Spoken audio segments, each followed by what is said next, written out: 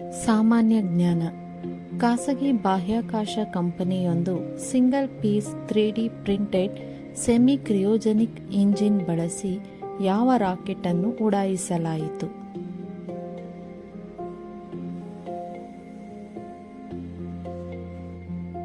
ಉತ್ತರ ಅಗ್ನಿಬಾನ್. ಅಗ್ನಿಬಾನ್ ರಾಕೆಟ್ ಅನ್ನು ಎಲ್ಲಿ ಉಡಾವಣೆ ಮಾಡಲಾಯಿತು?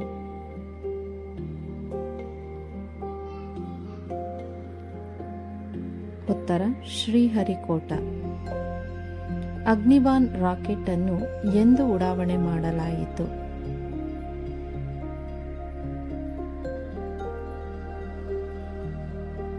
ಉತ್ತರ 2024 ಮೇ 30ರಂದು. ಭಾರತದ ಮೊದಲ ಖಾಸಗಿ ಬಾಹ್ಯಾಕಾಶ ಸಂಸ್ಥೆ ಯಾವುದು?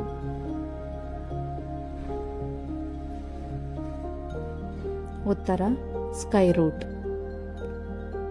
Please like, comment, share and subscribe our channel.